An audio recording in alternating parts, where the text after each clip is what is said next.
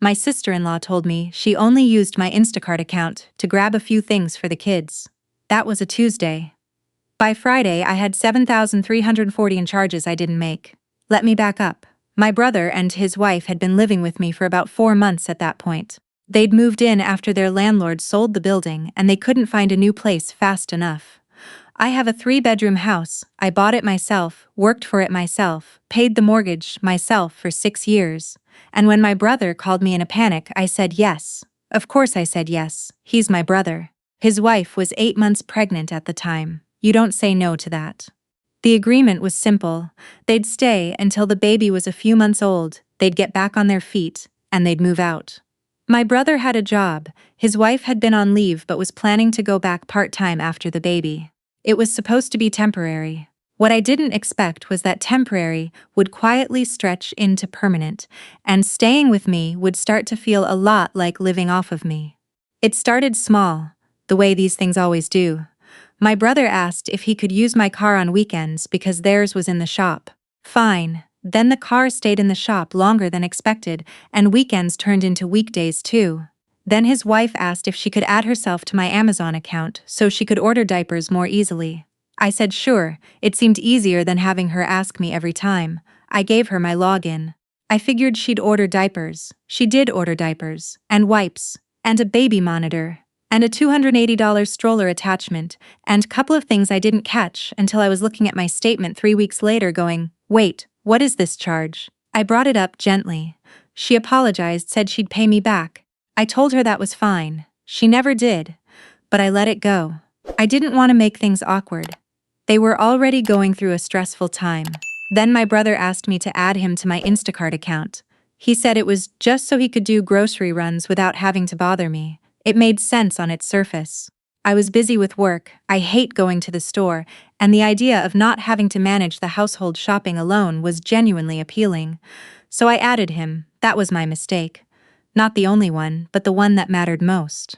For the first couple of weeks, the orders looked normal. Milk, eggs, bread, baby formula, some produce. I glanced at the charges and didn't think twice. We were a full house, of course the grocery bill was higher than usual. What I didn't realize was that my brother had given his wife access to the account too. And she had given access to her sister, who was visiting for a week. And apparently her sister had mentioned it to someone else, because one afternoon I got a delivery notification for an order I definitely did not place. $312 worth of groceries, delivered to an address across town that I had never heard of in my life. I sat with that notification for a second. I clicked into the order. I didn't recognize the address. I didn't recognize any of the items. I checked the account history, that's when I saw it. Page after page of orders, some to my address, sure, but others to my brother's old apartment building, to a grocery store for pickup under someone else's name, to what looked like a completely different household. There were restaurant orders through DoorDash linked to the same payment method I used for Instacart. There were Amazon charges I hadn't approved. There was a grocery haul that included 6 bottles of wine, 2 pounds of shrimp, and what appeared to be a birthday cake, none of which I had ever eaten or seen in my house. I added it up. $7,340 in 41 days. I didn't say anything that night. I closed my laptop and I made dinner, and I sat at the table with my brother and his wife and their new baby, and I smiled and passed the bread and asked how their day was. And the whole time my brain was running on a different track entirely, very calmly thinking, okay, what do I do with this? The next morning I brought it up, calmly. I sat down with my brother before his wife woke up, and I pulled out my laptop and I walked him through the charges one by one. I wasn't yelling, I was just showing him. He looked at the screen, he looked at me. And then he said, a lot of that is probably just stuff for the house though. I pointed to the order delivered across town. He looked at it for a second. Then he said, that might have been a glitch. A glitch.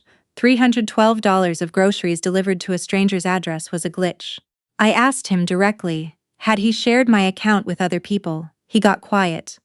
Then he said his wife had mentioned it to her sister, but her sister probably didn't use it that much. He said it in this tone, like he was doing me a favor by admitting even that much, like I should be grateful for the partial truth. I asked him what he was going to do about it. He said he'd look into it. That afternoon I went to his wife, same conversation, same receipts. She looked at the charges and immediately said, "We've been helping feed a family. It's not like we were stealing." Her sister had apparently just had a baby too and was going through a hard time. My brother's wife had wanted to help her out. And so she'd helped her out using my money, without telling me, without asking, without a second thought. I asked her if she understood that 7,340 was not a few extra groceries.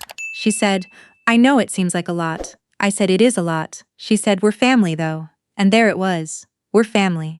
As if that phrase has ever made anyone's bank account whole again. I went to my brother one more time that evening. I told him I needed them to pay it back.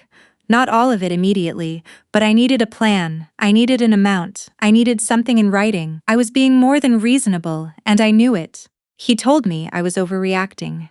He said his wife was still postpartum, that her sister was struggling, that it had been a hard few months for everyone, and that I knew how things get when you're exhausted and overwhelmed and just trying to keep everyone fed.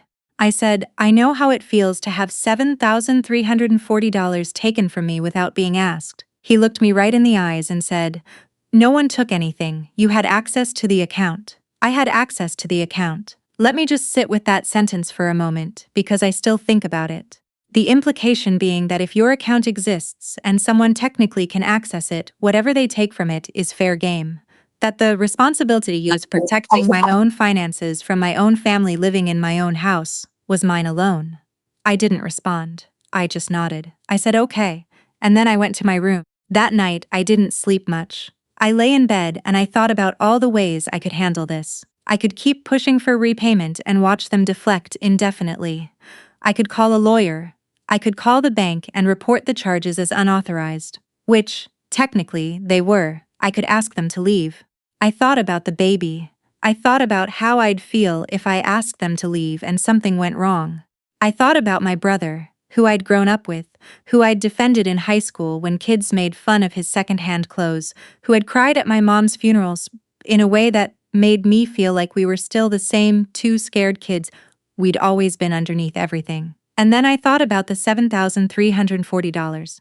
At 1:52 in the morning, I got out of bed. I opened my laptop. I removed my brother and his wife from the Instacart account.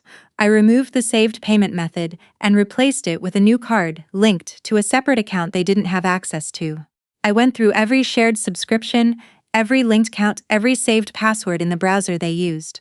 Amazon, removed. Netflix, password changed. The Spotify family plan I'd added them to 6 weeks ago, removed. The grocery store loyalty card they'd been using to rack up points on my account, disabled. I found the credit card I'd given my brother for household emergencies. I'd added him as an authorized user 7 months ago, before they moved in, back when I thought it was a smart way to help him rebuild his credit. I called the number on the back of the card. I asked to have him removed as an authorized user effective immediately. Then I opened a new spreadsheet. I went through every charge on every account for the past 4 months. I flagged the ones I hadn't made. I saved the file with the date. I sent it to my own email. I closed the laptop at 3:18 in the morning. I went back to bed, and for the first time in weeks, I actually slept. My brother came downstairs the next morning at 8 and poured himself coffee, and I watched him take out his phone to place an order, and I watched his face when the app told him he no longer had access. He looked up at me. I was drinking my coffee and reading the news on my phone. He said, "What did you do?" I said, "I removed you from the accounts." He said, "All of them?" I said, "All of them." He put his coffee down. He said, "You can't just do that." I looked at him. I said, "They're my accounts." He said I was being vindictive. He said I was punishing him for an honest mistake. He said his wife was going to be devastated that she was already dealing with so much, and that this was not how family treated family. I let him finish. Then I said, "I have 7,340 in charges I didn't authorize. I asked you for a plan to address it. You told me I was overreacting, so I handled it myself." He said, "We were going to figure it out." I said, "When?" He didn't answer. His wife came downstairs 20 minutes later and it started again. Louder this time, more emotional. She told me I was cruel. She told me I had no idea what she'd been through since having the baby, that she was barely sleeping, that her hormones were still all over the place, and that if I had any compassion at all, I would understand that she hadn't been thinking clearly. I said I was sorry she was going through a hard time. I meant it, genuinely. Then I said, that doesn't change what happened to my accounts. She said, so you're choosing money over family. I said, I'm choosing to stop losing money to family. She started crying. My brother put his arm around her and looked at me like I'd done something unforgivable. Like I was the one who had taken something. They spent that day mostly in their room. I went to work, came home, made dinner. I left enough for all of us on the stove. I didn't knock on their door. 2 days passed like that. Quiet but tense, the way a house gets when everyone knows a conversation is coming and no one wants to be the one to start it. On the third day, my brother sat down across from me and said he'd talked to his wife, and they agreed that things had gotten out of hand. He said they wanted to work out a repayment plan. He said he was sorry. He said the word like it had a price tag he wasn't sure he could afford, but he said it. I told him I appreciated that. I told him I'd drafted a simple agreement and that, if he signed it, we could move forward. He blinked. He said, an agreement? I pulled out a one-page document I'd written up. Nothing from a lawyer, just a simple written acknowledgement that $7,340 had been charged to my accounts without my explicit authorization, and a repayment schedule breaking it into monthly installments over 12 months. He read it. He didn't like it. He said it felt formal and cold and like I was treating him like a stranger. I said, I need something in writing, that's the only thing I'm asking for. He signed it. I don't know if he'll follow the repayment schedule. Honestly, I'm not counting on full repayment. What I know is that the accounts are locked. The access is gone. The charges have stopped. And for the first time since they moved in, I feel like I'm living in my own house again, instead of running a free hotel where the guests help themselves to the minibar and charge it to my card.